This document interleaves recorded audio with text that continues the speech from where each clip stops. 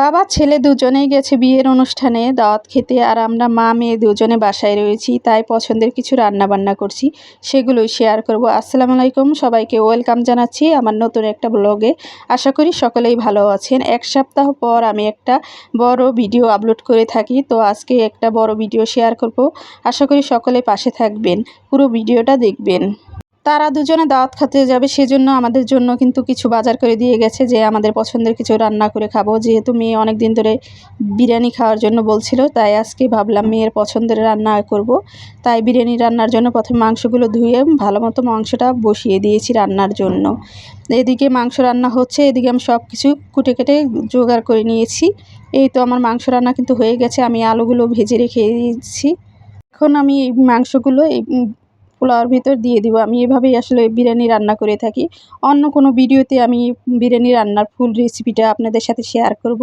আজকে আসলে ফুল রেসিপিটা শেয়ার করতে গেলে ভিডিওটা অনেক বড় হয়ে যাবে, সেজন্য আর ফুল রেসিপিটা শেয়ার করলাম না, অন্য একটা ভিডিও শেয়ার করে দেবো আপনাদের সাথে।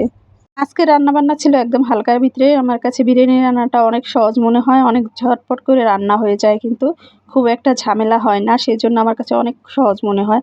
আর পোলাও, মাংস কিংবা ডিমের রোস্ট, এই মানে 2-3 আইটেম করতে গেলে কিন্তু ঝামেলাটাও একটু বেশি হয়ে থাকে। সেই হিসেবে বিরিয়ানি রান্নাটা অনেক সহজেই তাড়াতাড়ি রান্না করা যায়। যেহেতু আজকে আমি ব্রয়লার মুরগি দিয়ে বিরিয়ানিটা রান্না করেছি, সেজন্য কিন্তু আরও সহজই হয়েছে।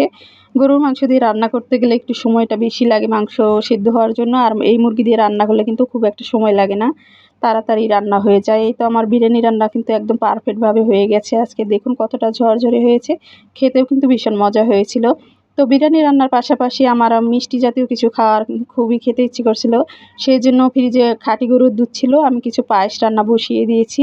এই তো দেখুন অনেক দুধ কিন্তু এখানে অনেকক্ষণ জ্বালিয়ে নিয়েছিলাম আমি, দুধটা একদম ঘন হয়ে এসেছে। পায়েস রান্না করতে এই খেতেও কিন্তু অনেক মজা হয়েছিল আজকের পায়েসটা, যেহেতু দুধের পরিমাণটা অনেকটাই বেশি ছিল। আমার তো রান্নাবান্না শেষ, তারপর তারা নামাজ পড়ে বিয়ের অনুষ্ঠানে চলে গেল। ছেলেকে গুছগাছ করে রেডি করে দিয়ে দিলাম। তারপর আমি গোসল করে এসে মা মেয়ে দুজনে একসাথে খেতে বসলাম। এই তো আমি সব কিছু বেড়ে নিচ্ছিলাম।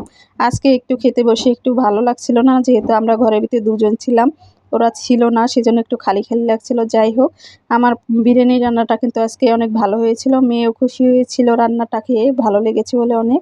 আমার কাছেও কিন্তু আজকে খেতে অনেকটা ভালো লেগেছে। এই ছিল আজকে আমার শুক্রবারের সারাদিনের রান্নাবান্নার ভিডিও।